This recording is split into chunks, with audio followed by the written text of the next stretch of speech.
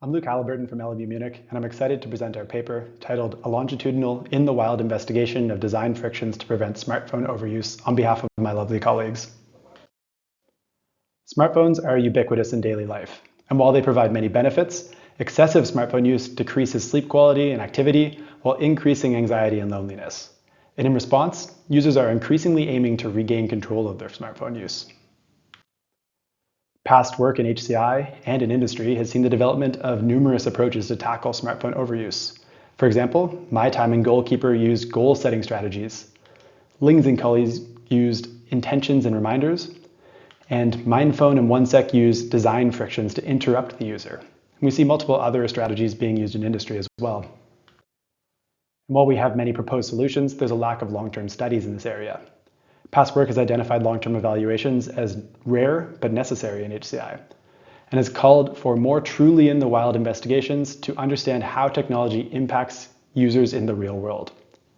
There are a small number of studies characterizing smartphone use or laptop overuse, but we've identified a research gap.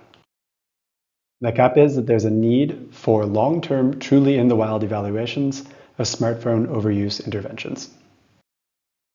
Now let's take a look at how we designed our investigation to address this research gap. So we used the commercially available app called OneSec as a platform for our research. OneSec uses a design friction mechanism that interrupts users when they try to open a specified target app. Users can adjust how the friction looks and the duration. We obtained usage logs from the users, and the main motivation to partner with OneSec rather than developing a new app is the established large user base. So we recruited existing users of the app using an in-app banner. Users were asked to contribute their historical usage data, so data from before they were aware of the study. And there is an entry for every time they interacted with OneSec. So this represents truly in the wild data. We then sent a second in-app banner to the participants, asking them to additionally fill in a qualitative survey. So we received some demographic information and qualitative insights from a portion of the users who contributed their historical usage data. Okay, so we received historical usage data from 1,039 users over an average of 13.4 weeks, resulting in nearly 2.5 million data points. 249 of those users additionally filled out the qualitative survey. 77 of the participants identified as female, 151 as male, 7 as non-binary, and 2 chose not to disclose. The participants' ages ranged from 13 to 49 years with a mean of 25.8, and we did obtain ethical approval to include minors in our study. Since the participants all donated all of their historical usage, the length of each user's data series varies depending on how long they have been using the app. We ran the recruitment banner from late 2022 to April 2023, and here you can see that there are a few users starting as early as 2020, and then an increasing number of users who started using the app more recently. And because of this disparity in usage time, we chose to define a cutoff point using an outlier method, and above which we discarded the data. The cutoff was around 44 weeks. So with this data set consisting of historical usage from existing users of OneSec and additional qualitative responses, we sought to analyze the data to address 3 research questions. First, what motivates smartphone users to employ design friction interventions in practice? Second, how do users set up and use design friction interventions in practice? And finally, how do design frictions impact user behavior over time in everyday use? Okay, let's take a look at the selection of the results. First, relating to motivations, we found that users started using OneSec because they were tired of mindlessly using their phone. So one user said, "I'm tired of mindlessly using my phone and having difficult time stopping myself. I hoped OneSec would help me reduce my usage, become more thoughtful about spending time on my phone." We also found that users wanted to regain control of their use and consciously decide when to use apps. So rather than just deleting everything, I wanted to make sure every time I was using these apps was a conscious choice. Users also overwhelmingly targeted social media apps with OneSec. Social media accounted for 81.4% of all target app opening attempts, with Instagram, Twitter, and YouTube being the most popular. Regarding the setup of the app, we identified 2 distinct user groups. So there were a large number of users who simply used the default setting. One saying, I used the deep breathing setting, tried them all out, including journaling, and I think the simplest is working for me the best and least irritating. The other group made use of customization options and tuned their app to their preference and context. So saying, I use more or less the majority of all the settings. On occasion, I will tweak them to see what works best for me. We investigated whether there was a significant change in the total and dismissed app openings over time.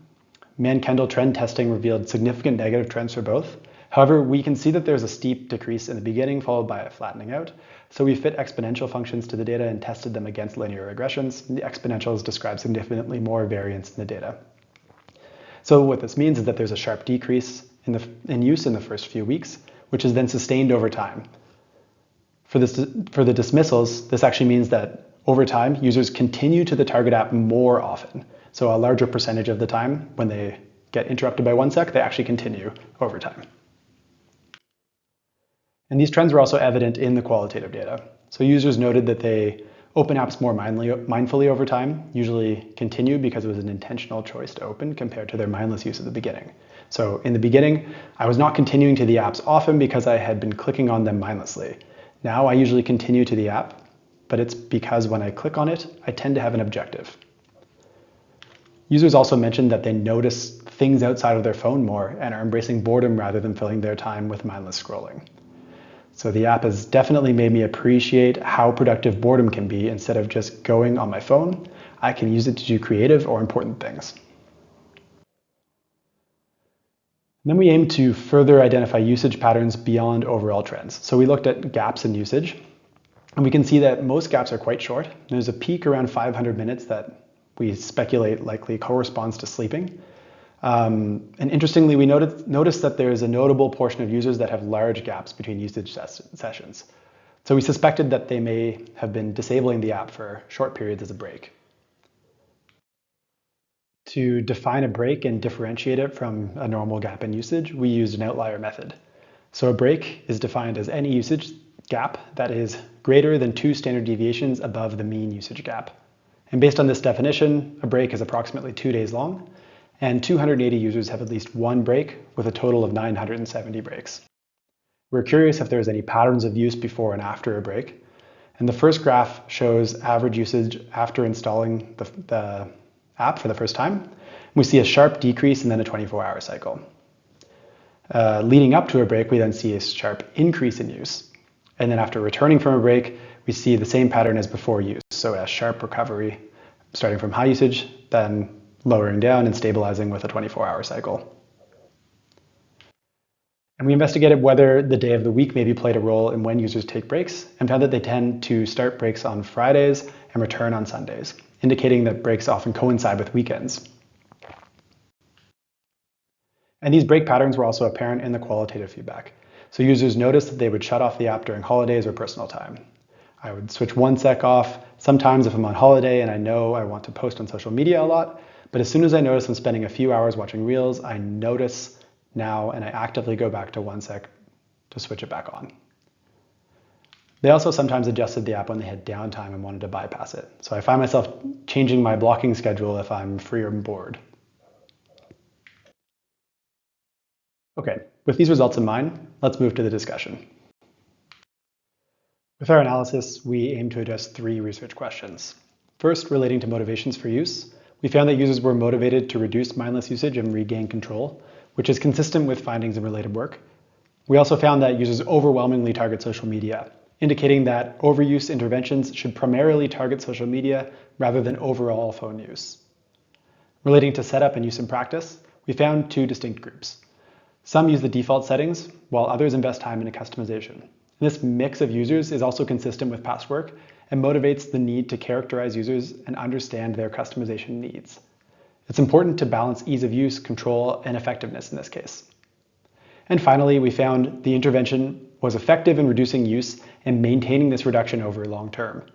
We see that over time, users continue to the app that they're trying to get to a greater portion of the time because they're more intentional with their attempts. And the largest drop in use happens in the first 3 weeks and then steadies out. You can see this in the graphs, indicating that a 3-week-long study should actually give most of the picture of the magnitude of change.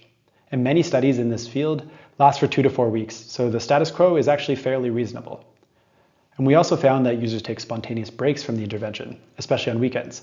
These breaks are characterized by a large increase in use before, but they do have a quick recovery afterwards, so they don't seem to impact users' behavior over the long term. That brings me to the end of my talk. For more detailed information about each aspect of the study, please read the paper and feel free to get in touch. Thanks.